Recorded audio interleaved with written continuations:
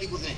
آپ ولایت کی لسٹ دیکھیں گے اٹھا کر کے تو سب سے زیادہ تصوف میں آپ کا مقام تھا. سرکار غوث اعظم رضی اللہ تعالیٰ عنہ کے پہلے کے بزرگ ہیں. آپ کو معلوم ہے ان کی ولایت کے تعلق سے اور کیسا کشف, کیسی کرامات اور کیا ان کا اللہ نے ان کو انکشافات عطا فرمائے تھے. ایک مرتبہ آپ خرقان شہر سے گزر رہے تھے, مریدین بھی ساتھ میں تھے. چلتے چلتے ایسے مقام سے گزرے حضرت بایزید بستامی کہ وہاں جانے کے بعد میں اپنی سانس زور سے کھینچنے لگے. اپن جیسے کسی چیز کو سونگتے ہیں نا, ہے نا, ایسا سونگنے لگے زور زور سے. مریدین نے کہا کہ حضور یہاں نہ کوئی خوشبو ہے, نہ گارڈن ہے, نہ باغیچہ ہے, نہ پھول ہے, نہ پتی ہے, یہ ریتیلا میدان ہے, جنگل بیابان ہے, پہاڑیوں میں آپ کو کاہے کی خوشبو آ رہی, کیا سونگ رہے ہیں؟ حضرت سیدنا بایزید بستامی رحمۃ اللہ تعالی فرماتے ہیں, اے میرے مریدو, یہاں سے ایک شخص پیدا ہوگا سینکڑوں سال بعد اور اس کا نام ابو الحسن خرقانی ہوگا. وہ اللہ کا بڑا برگزیدہ بندہ ہوگا. اس کی شکل و صورت ایسی ہوگی, اس کی ہیلتھ ایسی ہوگی, اس کا رنگ روپ ایسا ہوگا, اس کے بال گال ایسے ہوں گے, اس کی آنکھ ناک کان, پورا حضرت ابو الحسن خرقانی کا پورا حلیہ حضرت بایزید بستامی نے بتا دیا. 324 سال کے بعد میں حضرت ابو الحسن خرقانی جب پیدا ہوئے تو لوگوں نے دیکھا کہ ویسی ہی شکل و صورت ہے جیسا سینکڑوں سال پہلے حضرت بایزید بستامی نے بتایا. اللہ کے رسول فرماتے ہیں, اتقوا فراست المومن فإنه ينظر بنور اللہ. اے لوگوں, مومن کی فراست سے یعنی نگاہوں سے بچو, وہ اللہ کے نور سے دیکھتا ہے. سبحان اللہ. ہم کو اگر کسی چیز کو دیکھنا ہے آنکھ کھول کے دیکھتے ہیں, اور ولی کو کسی چیز کو دیکھنا ہے تو آنکھ بند کر کے بھی دیکھ لیتا ہے. اسی لیے فرماتے ہیں تزکیہ نفس کرو, ذکر اللہ کرو, فکر اللہ کرو, صبر اللہ کرو, شکر اللہ کرو, اللہ کا ذکر کرو اور تسبیح و تحلیل بیان کرو. جب ذکر اللہ اور فکر اللہ بندہ کرتا ہے تو جو اس کے دل پر گناہوں کا میل چڑھ جاتا ہے تو ذکر اللہ اور فکر اللہ سے وہ گناہوں کا میل صاف ہو جاتا ہے, اور اس کا سینہ جو ہے وہ عشق رسول سے صاف و شفاف مدینہ بن جاتا ہے. اور پھر اس کا عالم یہ ہوتا ہے کہ پھر اس کو اجمیر نہیں جانا پڑتا, اجمیر والا خود اس کے سینے میں آ جاتا ہے. سبحان اللہ. نے کہا ہے کہ جب گردن جھکائی دیکھ لی, وہ کیا ہے کہ جب کسی کو اپنے پیر کی یاد آئی تو جانے کی ضرورت نہیں ہے, گردن جھکاؤ, دل کی طرف نظر کرو, اپنے دل ہی میں پیر نظر آئے گا. اس لیے اپنے دل کو اتنا صاف کر لو, چغلی سے, غیبت سے, شراب سے, نشے سے, جوا سے, سٹا سے, والدین کی بے حرمتی سے اپنا دل اتنا صاف کر لو کہ اگر ہم کو مدینے کی بھی یاد آ رہی ہے تو مدینہ جانے کے لیے اگرچہ پیسہ نہیں ہے, صاحب مدینہ کو اپنے دل میں بلا.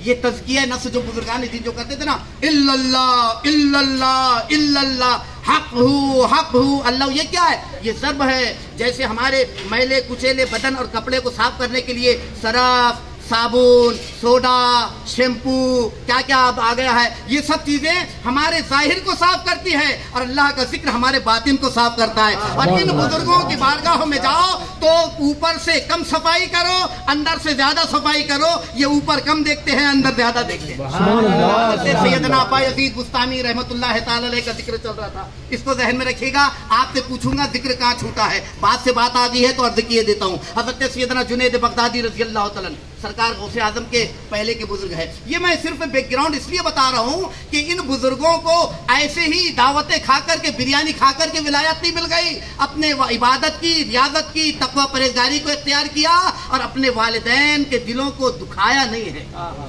والدین کی دعائیں ہیں کہ بزرگوں کو, ان کو بلند مقام پہ پہنچا دی. حضرت جنید بغدادی کی خدمت میں ایک عیسائی آیا اور اپنا مذہبی نشان, وہ کراس وہی لگاتے ہیں نا عیسائی لوگ, کراس کا نشان لیا اور اندر کپڑوں میں ڈال کر کے آیا, اور بنیان بھی, کرتا بھی اور جبہ بھی کیا کیا لگایا, اور آ کر کے پوچھتا ہے کہ اے جنید بغدادی, میں نے تمہارے علماء سے اور تمہاری کتابوں میں پڑھا ہے کہ تمہارے نبی نے فرمایا اتقوا فراست المومن فإنه ينظر بنور اللہ, کہ مومن کی نگاہوں سے بچو, وہ اللہ کے نور سے دیکھتا ہے. اس حدیث کا مطلب کیا ہے؟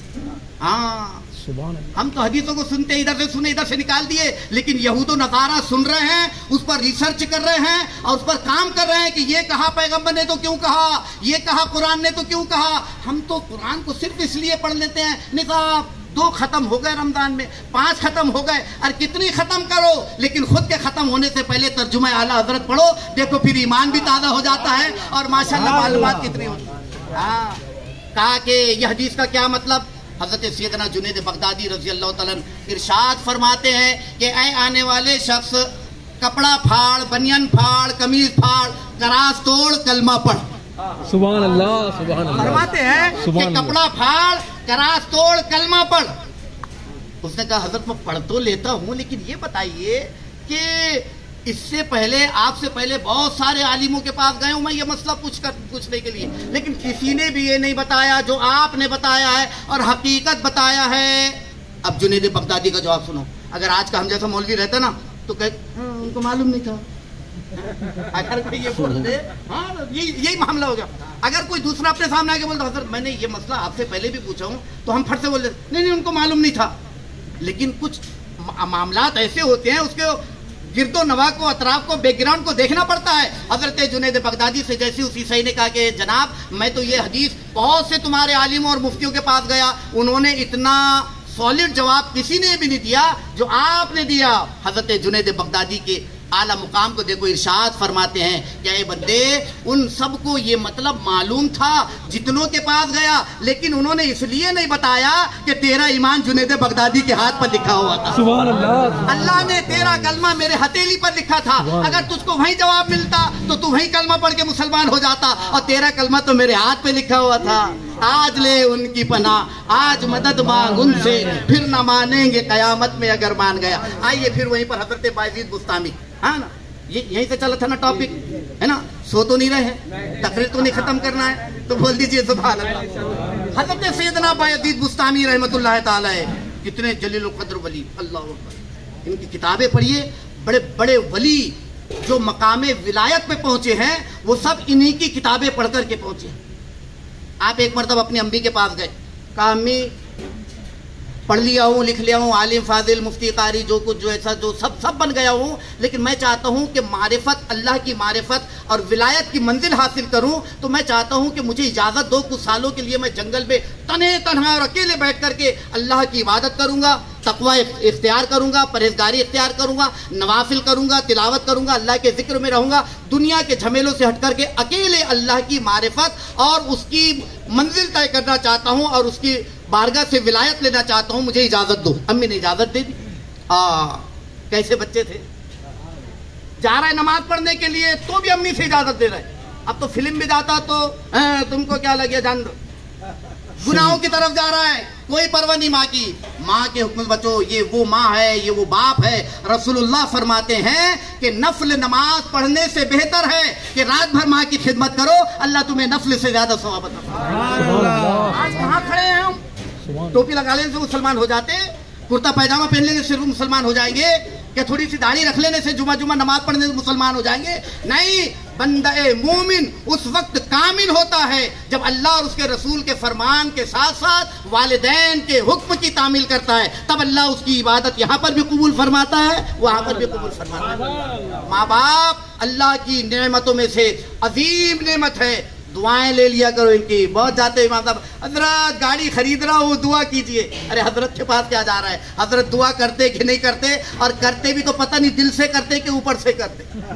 کوئی گارنٹی نہیں. صاحب بتائے ہم, آپ اگر ہم سے بھی کہہ دیں کہ حضرت دعا کر دیجئے گا, ہم تو ہاں بول دیں گے, اور یاد رہی تو کریں گے, نہیں یاد رہی تو نہیں کریں گے. اچھا, اور کبھی کر بھی لیں گے تو سوچیں گے یار عطی بھائی نے بولے تھے نام لے لو نا, اگر پوچھیں گے تو بولنے میں اچھا رہے گا کہ دعا کر دیا.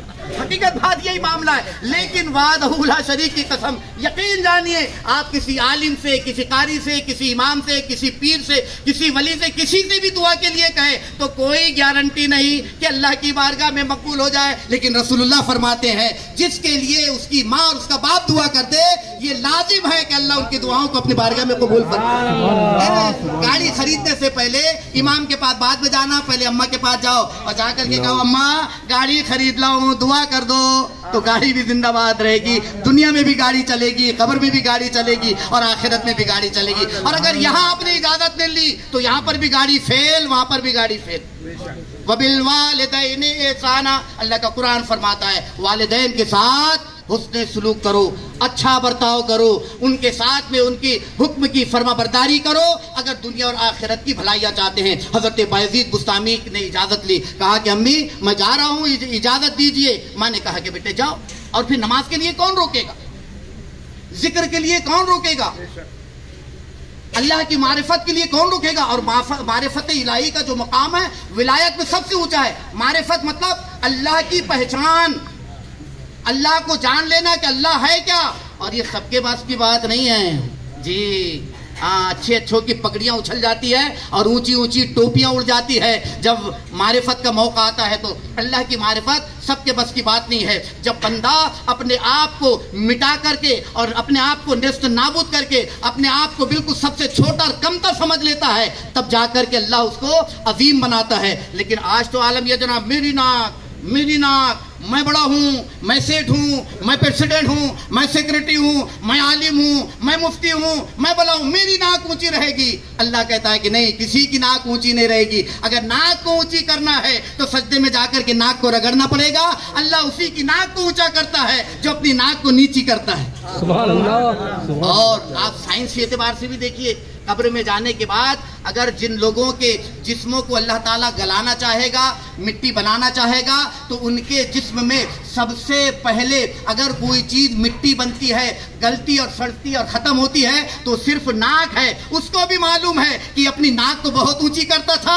اب آیا ہے تیری ناک کاٹنے کے لیے, ہم تیار ہیں. میرے ملت کے نوجوانوں, اپنی ناک کو سجدے میں رگڑیں گے, اللہ اس ناک کو اونچی کرے گا. کسی مالدار کی ناک اونچی نہیں ہے, کسی پریسیڈنٹ کی ناک اونچی نہیں ہے, کسی بھی پڑھنے پڑھانے والے کی ناک اونچی نہیں ہے. ناک اللہ دنیا میں بھی آخرت میں بھی اسی کی اونچی رکھتا ہے جو ناک سجدے میں جا کر کے اپنے آپ کو نیچی کر دی ہے. اور جب بندہ اللہ اکبر یعنی تو ہی سب سے بڑا ہے کہتا ہے تو اللہ فرشتوں سے فرماتا ہے, اے میرے فرشتوں, اس نے جھک کر کے مجھے کہا تو ہی بڑا ہے, میں تو بڑا ہوئی ہوں, اس کے لیے خوشخبری سنا دو کہ میں اس کو دنیا میں بھی بڑا کرتا ہوں اور آخرت میں بھی بڑا کرتا ہوں. سبحان اللہ, سبحان اللہ. حضرت بایزید بستامی چلے گئے جنگل, اور کتنے سال گئے معلوم؟ سنیے اور یاد رکھیے.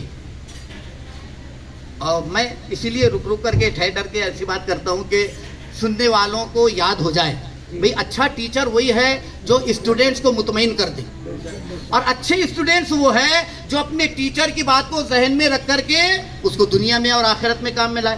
اور کبھی بھی اچھی بات جو ذہن میں ہے وہ رائے گا نہیں جاتی. انگلش کا ایک مقولہ ہے کہ please keep my best topic in this part corner of your mind.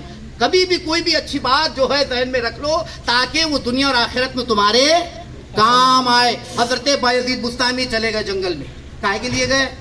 کھیلے کودنے کے لیے, یہ موبائل چلانے کے لیے, کائے کے لیے گئے؟ اور اب تو اللہ, ارے صاحب مجھ کو تو اتنا تعجب ہوتا ہے, اگر حالت نماز میں موبائل کو بند کر لیا, نماز ہوئی کہ فوراً وہ, کبھی کبھی تو ایسا بندے کو سوچنا پڑتا ہے کہ اللہ کہیں نماز کی مقبولیت کا میسج اسی کے موبائل پر تو نہیں.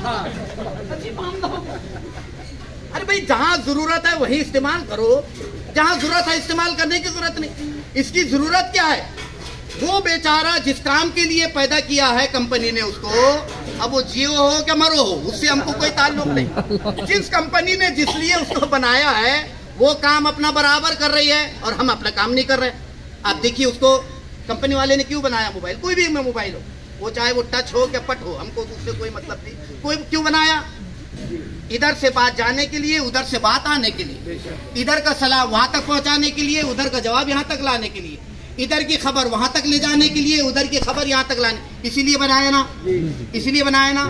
اس کا مقصد یہی ہے نا. کمپنی والے کا مقصد یہ ہے کہ اس بھائی کی بات اس بھائی سے ہو جائے, اس بہن کی بات اس بہن سے ہو جائے, شوہر کی بات بیوی سے ہو جائے, بیوی کی بات شوہر سے ہو جائے, ابا کی بات اماں سے ہو جائے, اماں کی بات دادی نانی سے ہو جائے. ان چیزوں کو ایک دوسرے کے پاس پہنچانے کے لیے موبائل کی ایجاد ہوئی ہے, موبائل بنایا گیا ہے. اور وہ بھی اتنا وفادار ہے اپنی کمپنی کا, جس لیے بنایا گیا وہ کام نہیں چھوڑتا. آپ میسج بھی کر رہے ہو, ادھر سے کسی نے رنگ کیا, میسج ختم, ٹن ٹن, سب کام ختم. آپ کچھ اس پر کچھ ٹائپ بھی کر رہے ہو تو ٹائپ آدھا ہی ہوگا, ادھر سے ٹن ٹن, بات ختم. ادھر سے آپ کچھ بھی دیکھ رہے ہو, کسی علامہ کی تقریر دیکھ رہے ہو, کتنے ہی بڑے شاعر کی نعت سن رہے ہو, ایک شعر آدھا شعر بھی نہیں ہوا, ادھر سے گھنٹی آئی ٹن ٹن شعر ختم ہے نا. وہ کام اپنا برابر کر رہا ہے, لیکن ہم کو جس کام کے لیے اللہ نے بنایا ہم وہ کام کر ہی نہیں رہے. اللہ قرآن فرماتا فلا تقل لہما اف ولا تنہرہما, اے لوگوں اپنے ماں باپ کو اف تک نہ کہو. اب کتنی اولاد ہے جو نہیں کہتی اف تک, جو نہیں ڈانٹتی ہے, جو نہیں دھتکارتی ہے. ورنہ آج تو ایسا ہو گیا کیا بک بک کر رہی ہو تم, خاموش رہو, چلاتی رہتی ہیں. یہ آج ہمارے جملے ہو گئے. کیا ہم اس چیز سے بے خبر ہے کہ کیا ہماری پکڑ اس جملے پر نہیں ہوگی؟ اگر ہم نے ماں کو یا باپ کو صرف یہ کہہ دیا کیا بیکار چلا رہی ہو, تو یقین جانیے کہ اس کا بھی بدلے میں ہم کو جو سزائیں اللہ نے مقرر کی ہے وہ ملے گی. اس لیے ماں باپ کا بہت ادب و احترام کرو. ماں باپ چاہے تمہارے ساتھ جو سلوک کرے, وہ اگر ظلم بھی کر رہے ہیں تو اس کا جواب وہ دیں گے, لیکن ہم کو حکم نہیں ہے کہ ماں باپ کو ہم بے ادبی سے کہیں. حضرت بایزید بستامی رحمۃ اللہ تعالیٰ جنگل چلے گئے, عبادت, ریاضت, نماز, روزہ, پرہیزگاری میں لگے رہے. کب تک لگے رہے؟ سال, 2 سال, 2 4 10 سال, 8 سال, 9 سال, 12 سال. کتنے سال؟ 12. بولیے نا کتنے سال؟ کتنے سال؟ 12 سال. 12 سال.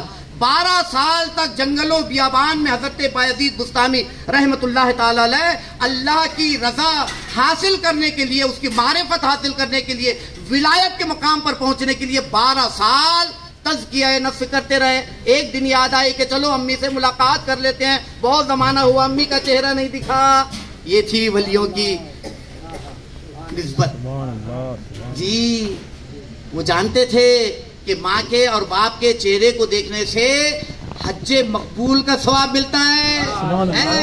آج کا 14ویں صدی کا یہ بے وقوف نوجوان نہیں تھا کہ ٹیڑھا منہ کر کے جاتا تھا اور سیدھا منہ کر کے نکلتا تھا. امی ادھر بیٹھی تو ادھر دیکھ لیا, ادھر بیٹھی تو ادھر دیکھ لیا, ابا ادھر سے آ رہے تو راستہ بدل دیا, ادھر سے آ رہے تو راستہ بدل دیا. آج تم راستہ بدلو گے, اللہ وہاں پر تمہیں جانے کا راستہ نہیں دے گا. اس لیے والدین کا ادب و احترام کرو. رسول اللہ اس محفل میں بیٹھے ہیں, ارشاد فرماتے ہیں اے صحابہ, اگر کوئی بندہ مومن اپنے ماں باپ کو دن بھر میں 1 مرتبہ دیکھے, اللہ اسے 1 حج کا ثواب عطا فرماتا ہے.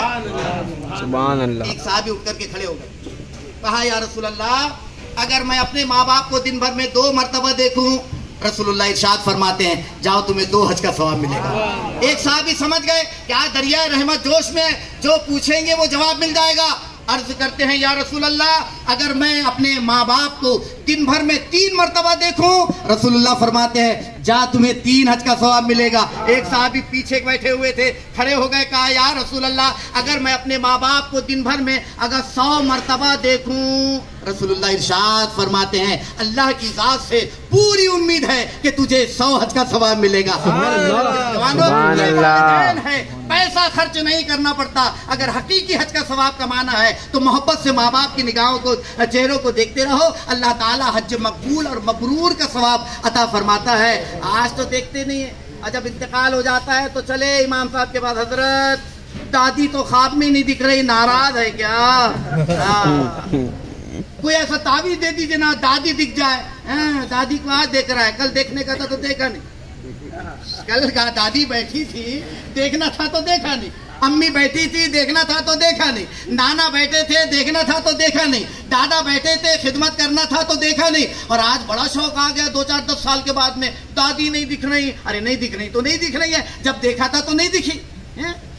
ادھر سے ادھر چلے جاتے تھے پتلی گلی سے اور دادی سے منہ پھیر کر کے, اور آج دادی کی یاد آ رہی ہے. رسول اللہ فرماتے ہیں جو بچے اپنے رشتہ داروں سے زندگی میں محبت کرتے ہیں انہیں خواب میں نظر آئے یا نہ آئے, اللہ ان کی روحانیت کے جذبات کو ان کی اولادوں کے ساتھ میں 24 گھنٹہ لگائے رکھتا ہے. 12 سال ہو گئے. 12 سال کے بعد میں خیال آیا امی کو دیکھنے کے لیے جانا چاہیے. چلے جنگل سے گاؤں آئے بستام, آدھی رات ہو چکی تھی, پورے بستام میں سناٹا, کوئی کہیں چوچرا کی آواز نہیں. حضرت بایزید بستامی رحمت اللہ تعالی دروازے پر آئے اور دروازہ کھٹکھٹایا, دروازہ کھلا نہیں. بہت غور کیا کہ آخر دروازہ کیوں نہیں کھل رہا ہے.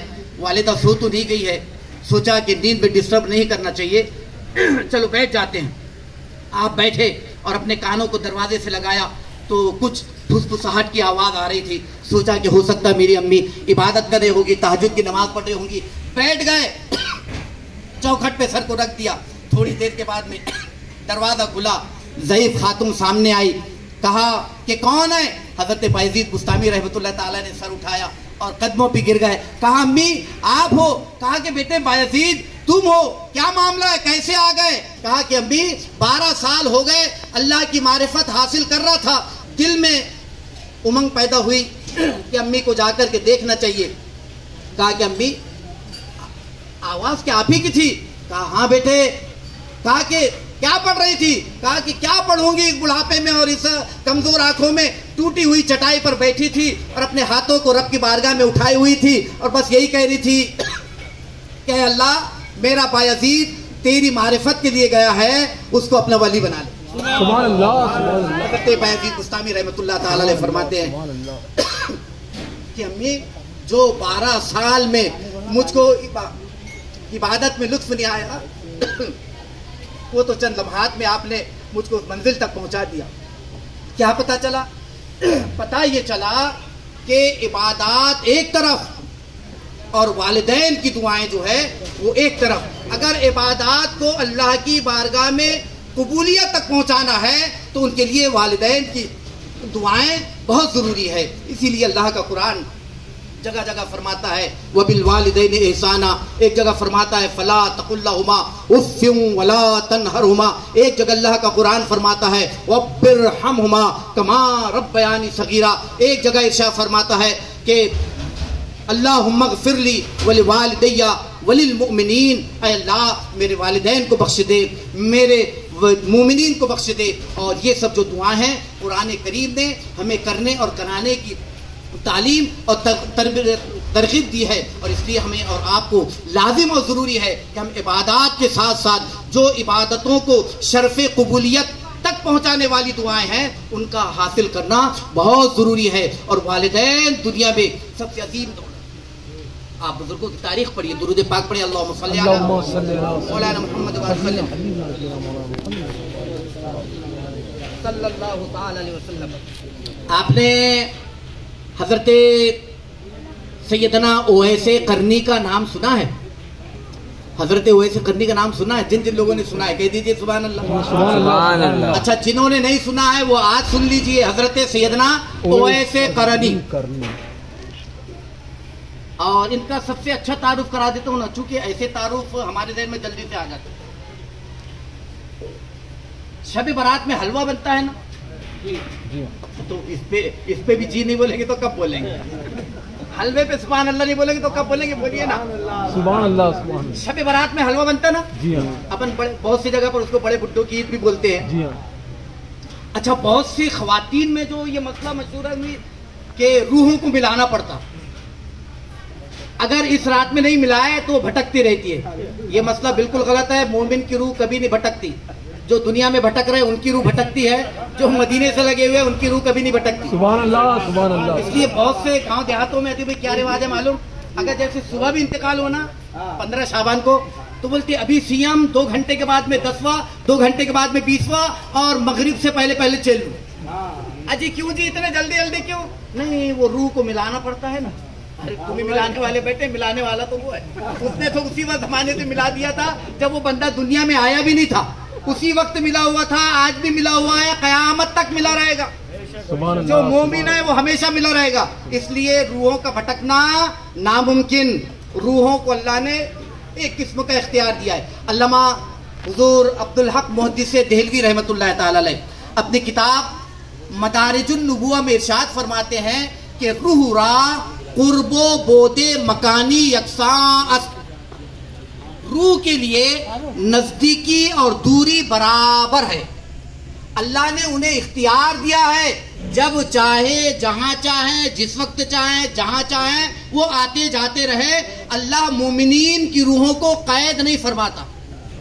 हर मोमिन की रूह को उसके मकाम और उसके मनसब के एतबार से उनके पोजीशन को देखते हुए नमाज रोज़ा तकवे परहेजगारी की उस मकाम पर रखता है। मिसाल के तौर पर किसी की रूह उसकी कब्र पर रहती है, किसी की रूह जन्नत के सब्ज परिंदों के दिलों में रहती है, किसी की रूह अर्श के नीचे कंदीलों में रहती है, किसी की रूह जन्नत के परिंदों के पास में रहती है, और किसी की रूह उसकी मरघट पे रहती है, और किसी की रूह जन्नतों में टहलती रहती है।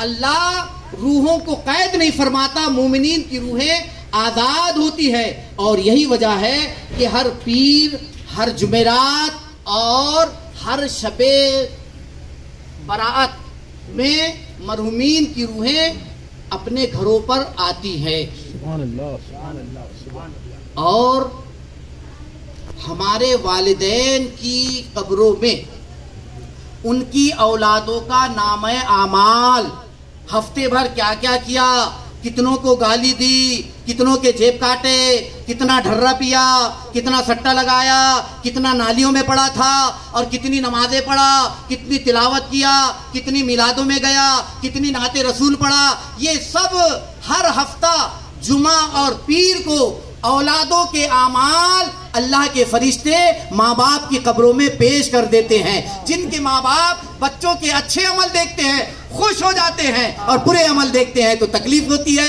इसलिए मिल्लत के नौजवानों, दुनिया में भी तकलीफ ना पहुंचाओ और आखिरत में भी तकलीफ ना पहुंचाओ। हजरत बायजीद बुस्तामी रहमतुल्लाह ताला अलैह की सिर्फ वालिदैन की खिदमत ने और माँ की दुआ ने हजरत बायजीद बुस्तामी की 12 साल की इबादत को एक तरफ रखा, और मिनटों में आपकी वालिदा